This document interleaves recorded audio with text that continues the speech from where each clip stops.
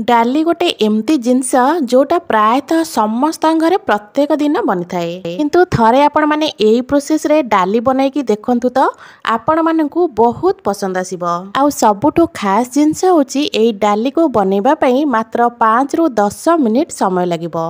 भात हो कि रुटी सबुथिरे खाइबा पई बहुत ही बढ़िया लगी थाए। आउ डाली को जदि आपण माने एई प्रोसेस रे बनेबे साइड रे कोनोसी तरकारी रा आवश्यकता ही पड़िबनी। नमस्कार, मु रश्मि यूट्यूब रे आपण समस्तंकु स्वागत। एबे चलंतु स्टार्ट करिबा आजिर रेसिपी। आजिर ही रेसिपी बनेबा पई मु एठी गोटे मेजरमेंट बाउल रे गोटे बाउल नै जाईची हरड़ डाली। जदि आको हमें ओजन ने कहिबा ताहले एटा 150 ग्राम रो अछि। आपण माने आपणकर क्वांटिटी देखि डाली को कम मध्य करी नेबे। तो एबे एई डाली को गोटे बड़ बाउल दे दबा।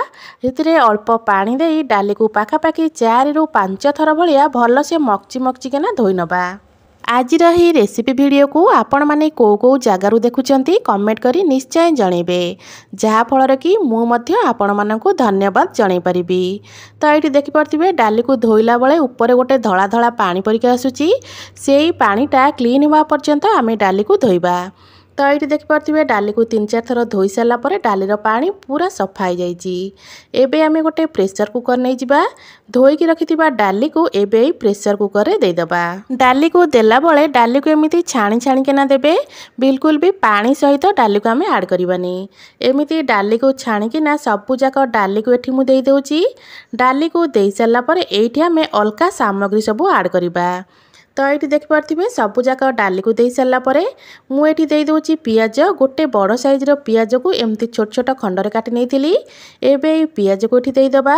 ता सहित 7 रु 8 गला परिका रसुण नहीं। रसुण को मध्य काटी नहीं। रसुण को दे सारा पर एबे आम ऐड करवा टमाटो। ये मु गोटे टमाटो नहीं। टमाटो को छोट छोट खंडर काटी नहीं। ता सहित 2टा नहीं कंचा लंका। राग जदि अधिक खाऊे तो अधिक कंचा लंका नहीं पारे। खंडे अदा को भलसे कद्दुकस कर तापर एठी आमे गुंडा मसला दबा। गुंडा मसला रे हाफ चामच रु कम दबा जीरा गुंड। हाफ चामच रु कम नेथिली धनिया गुंड। राग जेती खाइबे से हिसाब रे राग लंका गुंड देबे। ता सहित कलर पे हाफ चामच नेथिली काश्मीरी रेड चिली। हाफ चामच देथिली हळदी गुंड। स्वाद अनुसार लूण। एबे एथिरे आमे गोटे चामच परिका देदबा सोरिष तेल। सोरिष तेल रे फ्लेवरटा बहुत बढ़िया आसीबो। सबु मसला दे सारा परे डाली सहित मसला को हाथ रे भल भाबरे आमे मिसै नबा। एई डाली रे मु जेतिकी मसला देइची सेटा मात्र 150 ग्राम रो डाली पे। आपण माने जेतिकी डाली नौथिबे सेही हिसाब रे मसला को कम अधिक करी देबे। जो ताटिया रे मु मापिकी डाली नेथिली सेही ताटिया रे मापिकी एबे आमे 3 ताटिया पानी दे दबा। माने गोटे ताटिया डाली पे 3 ताटिया पानी। यही मेजरमेंट रे आपण माने डाली बनेबे। डाली पूरा परफेक्ट ही बनिबो। एबे प्रेशर बैक साइड रे टिके तेल लगे नबा। एमिति टिके तेल दे देले कोन हेतै ना जेतेबेले हुइसिल आसीबो तो बिल्कुल भी किछि बाहर को आसीबोनी। प्रेशर पूरा क्लीन रहइबो। तो एबे आकु 2टा हुइसिल आसिया पर्यंत छाड़िबा। 2टा हुइसिल आसी सारा परे प्रेशर गैस ऑटोमेटिक बाहर सारा परे एबे आमे कवर काढिबा। तो एबे चलंतु चेक कर नबा डाली हमर भल भाबरे सिझिछि कि नाही। तो ये देखि पारुथिबे डाली पूरा बढ़िया भाबरे सिझि जाइछि। किंतु डाली एठी देखि पारुथिबे पूरा गोटा गोटा अछि। एमिति डाली गोटा गोटा थिबो आ पूरा भल भाबरे सिझि जाइथिबो सेई डाली खाइबा पई बहुत ही बढ़िया लागिथाए। तो डाली एठी देखिबा पई देखि पारुथिबे केते सुंदर लागुची। आ डाली रा कंसिस्टेंसी एठी पूरा परफेक्ट अछि। जेतेबेले आपण माने डाली बनोथिबे जेतिकी डाली नेबे तार 3 गुणा पानी देबे। डाली रा कंसिस्टेंसी पूरा परफेक्ट ही रहइबो। एबे चलंतु छुंक दबा। छुंक दबा पई गोटे पैन बसे नेची। पैन ने दे दबा गोटे चामच सोरिष तेल। तेल टिके गरम हो सारा परे हाफ चामच सोरिष, हाफ चामच जीरा, ता सहित हाफ चामच कला जीरा दबा। सबु जिंस को टिके भल से फुटै नबा। सबु जिंस आमर टिके भल भाबरे फुटी गला परे एठी 3 रु 4टा दे देछि सुखिला लंका। लंका को एठी आमे टिके भाजी नबा। जदि आपण मानकू आज रही रेसिपी भल लगे वीडियो को लाइक करिवे, शेयर करिवे। जदि आपण माने मो चैनल ने नुआ अछंती ताले प्लीज चैनल को सब्सक्राइब निश्चय करनेबे। लंका ये आमर टिके भाजी हो गलानी। एबे ये आमे अल्प टिके दे दबा हेंगू। हेंगू बहुत कम एठी देबे। तो हेंगूर फ्लेवरटा डाली रे बहुत ही बढ़िया आस्ताए। हेंगु अल्प टिके दे सारा पर आउ थे आपको आम भलसे भाजवा। गैस फ्लेम को यही जगह मीडियम ही रखिथे।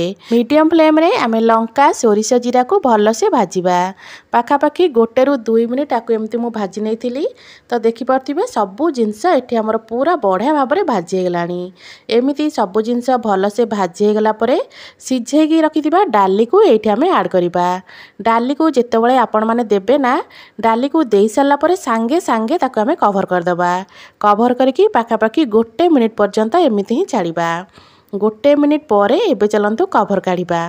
डाली कभर काढ़ी सारापर गैस फ्लेम को हाई करनबा। हाई फ्लेम रे 1 ରୁ 2 मिनिट आपको आम फुटई नबा। डाली तो सबुबले आपण माने घरे बनाउथिबे।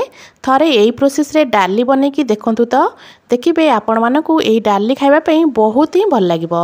हरड डाली को जदि आपण माने एई प्रोसेस रे बनैबे रुटी हो कि भात साइड रे आउ किछि भी दरकार रो आवश्यकता ही पड़िबनी। खाली डाली रे ही आपण माने भात खाइ परिबे। डाली एठी हमर टिके फुटी गलानी। एबे एई डाली रे आमे ऐड करदबा अल्प धनिया पत्र। धनिया पत्र एठी बिल्कुल ऑप्शनल अछि। आपण माने चाहिले स्किप मध्ये करि परिबे।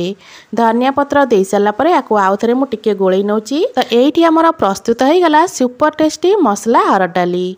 आशा करुच्ची आपण मानकु आज रेसिपी निश्चय पसंद आसथिबो। पुणी आसीबी गोटे नुआ रेसिपी नहीं से पर्यंत रहउची। नमस्कार, जय जगन्नाथ।